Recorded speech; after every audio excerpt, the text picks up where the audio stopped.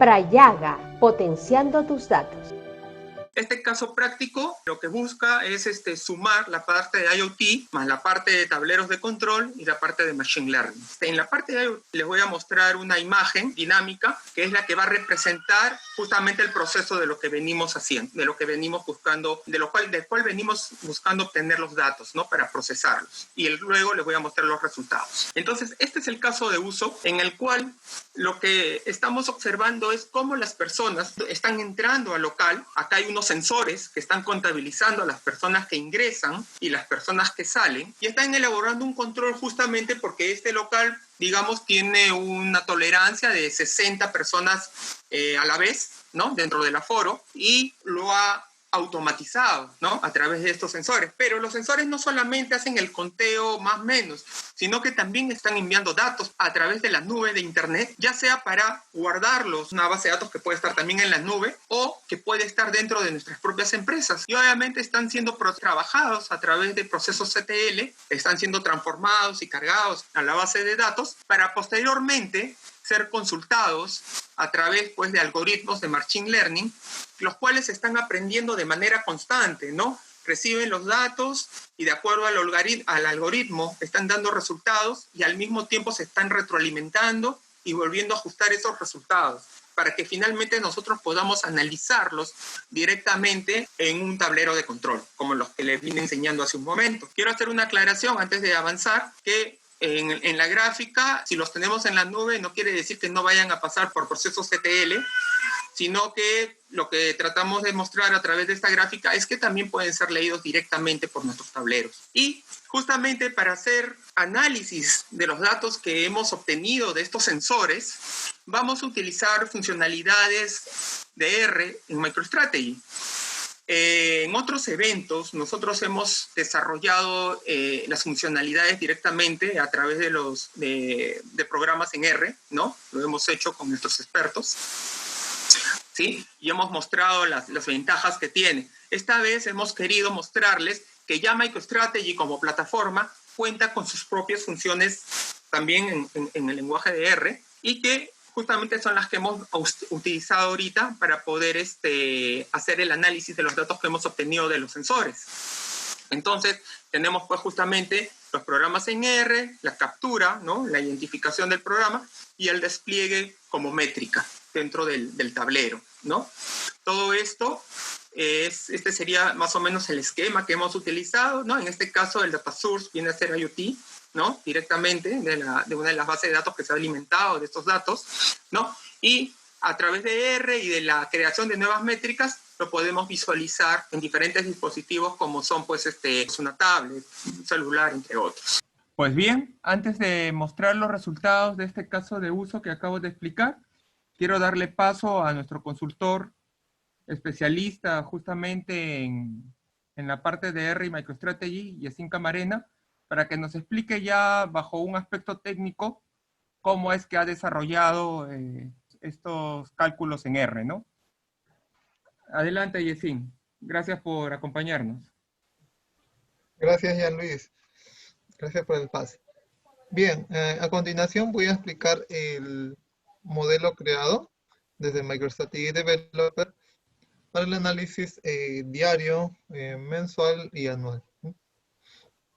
Bien, veamos entonces desde diario. Aquí tengo mi cubo importado, donde tengo mis métricas y atributos, y a partir de este cubo que importé, he creado este reporte. Veamos aquí. Este es el reporte en el cual yo tengo la métrica de aforo a nivel diario, pero este aforo está hasta el 31 de julio. ¿Sí? Entonces, la otra columna del costado es el modelo de predicción, en este caso de una serie de tiempo. Veamos cómo se crea el modelo. Damos clic derecho a la métrica de aforo por predecir, le damos insertar nuevo indicador de formación, le damos en siguiente, escogemos la serie temporal de todos los modelos y escojamos los números de periodos de tiempo del ciclo estacional, 15 le voy a poner. El siguiente es definir el indicador dependiente, que es en este caso el aforo, y los indicadores independientes, que es un índice de serie estacional. Siguiente, el nombre. Siguiente, finalizar. Y automáticamente podemos observar esta columna que se añadió, esta métrica previsible de aforo de los siguientes 15 días del mes de agosto. Entonces podemos observar aquí cómo se creó el modelo haciendo mi análisis de predicción. Veamos el modelo. Dándole clic derecho, ver modelo previsible, y vamos a encontrar aquí distintos detalles de cómo se creó el modelo. Por ejemplo, aquí tenemos respecto a las variables, respecto a algunas estadísticas de las variables. Tenemos también sobre una información del modelo. Tenemos sobre la calidad del modelo, el error del modelo, el gráfico y demás. Bien, cerramos esto. Vamos ahora a visualizarlo desde MicroStrategy Web. Entonces, estamos ahora en MicroStrategy Web y tenemos nuestro cubo y nuestro reporte con el modelo. A partir de este reporte voy a crear el dossier, dándole clic derecho, crear dossier, y aquí lo vemos. Entonces, a continuación voy a hacer la gráfica. Tenemos aquí la gráfica por fecha y el aforo, un gráfico de líneas. Ahí está. Y vamos a poner acá el versus, la gráfica de la fecha y el aforo predictor. Entonces, como pueden observar, aquí tenemos el aforo al 31 de julio, que es 707. Y aquí, después del 31 de julio, es decir, 1 de agosto, hasta el 15 de agosto, que termina con 736. Bien, eso sería análogamente el análisis que se tiene que hacer, no solamente para diario, sino, como le mencioné, para mensual y para anual. Muy bien, eso sería todo. Gracias por su atención.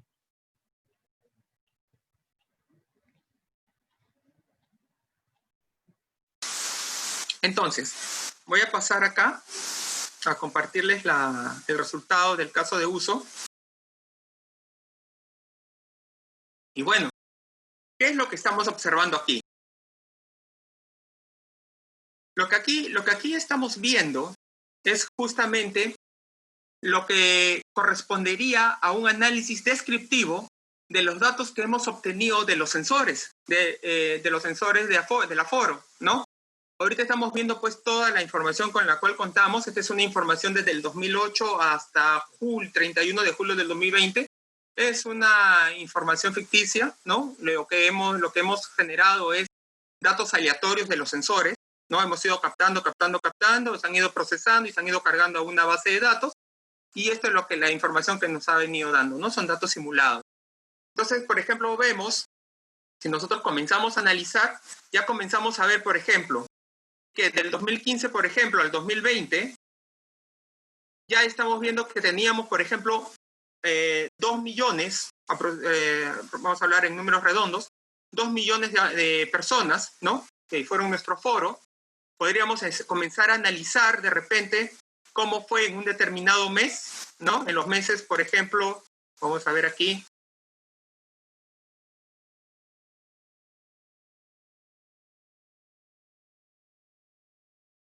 Por ejemplo, en los meses en agosto hasta agosto del 2020, y también podríamos hacer un análisis ya por semanas, ¿no? Por ejemplo, queremos ver qué pasa a partir de la semana 31 hacia la semana 36. Y comenzamos a ver, por ejemplo, que los picos que hemos tenido en nuestro aforo han sido más o menos promedio, por año, entre un promedio de 435.000 personas a 445.000 personas, ¿no? Y que es un comportamiento que se ha mantenido de manera constante. Pero en el 2000, a partir ya hacia el 2020, ya notamos una caída repentina. Y podemos ver por otro lado también cómo ha sido el comportamiento mensual y el comportamiento diario, que justamente se da que al 30 de julio del 2020 hay un descenso ya a 707 personas, que son las que del último aforo registrado en el día. Pero la pregunta es, ¿realmente estamos siendo productivos ya con estos datos? O sea, con esta información que ya estamos observando en el tablero, ¿realmente nos está preparando a futuro? Entonces, lo que sí está claro es que nos hace ver en qué situación nos encontramos. Pero lamentablemente esta información es lo que ya pasó, es lo que sucedió, lo que a la fecha, al 31 de julio del 2020, venía aconteciendo y nos da una idea de que si estamos bien o si estamos mal. Pero ya en la actualidad lo que necesitamos es dar un siguiente paso. Y ese siguiente paso lo podemos ver aquí, a través de un análisis predictivo, a través de un aforo dentro de un pronóstico, ¿no? Entonces, por ejemplo, podríamos ver lo que podríamos pronosticar dentro de la primera quincena de agosto. Y lo que vemos es, acá está pues los 707 que cayeron. Y miren, no solamente pronosticamos lo que podría pasar, sino hacemos una suerte de ejercicio de pronósticos de lo que debió haber acontecido, ¿no? Y esto también nos sirve para darnos una idea de que podíamos haber estado mejor o si estuvimos mejor o peor. Por ejemplo, yo veo acá, vamos a ver aquí, nos dice, por ejemplo, que el 11 de julio teníamos 958 personas, ¿no? Y acá vemos que realmente hubieron 1.800, entonces en buena hora, ¿verdad? Entonces cuando vemos cantidades que están por encima de lo que da el pronóstico, en buena hora, pues porque eso es lo que tenemos que recordar. Este es un pronóstico, una probabilidad de que esto ocurra, ¿no? Pero llegamos hasta aquí y ya no tenemos visión de lo que podría suceder. Sin embargo, fíjense aquí, vemos cómo hay picos de aforos, ¿no?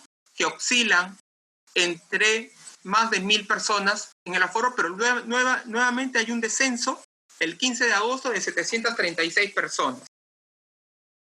Y por otro lado, tenemos una tendencia, marcamos una tendencia en el tiempo de cómo podría ir el aforo, ya un poco más de forma diaria, llegando más o menos nuevamente hasta la quincena, y vemos que también hay un crecimiento de la tendencia y una caída al final.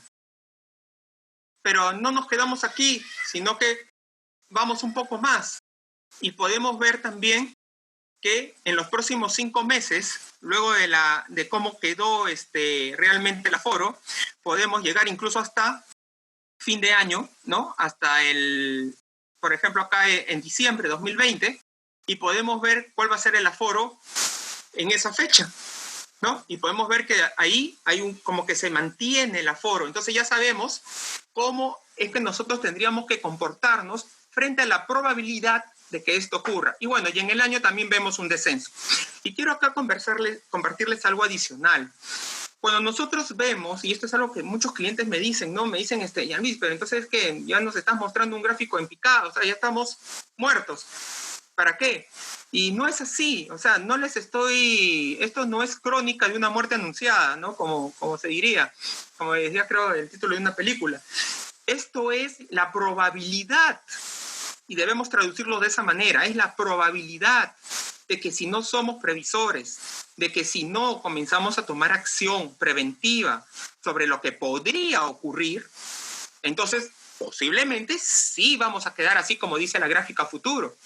Pero también significa de que si lo hacemos, vamos a poder obtener grandes beneficios como lo que hemos comentado a lo largo de este webcast, y vamos a poder saber evitar que los riesgos identificados, se vayan a convertir en futuros problemas y no podamos resolverlos en ese momento.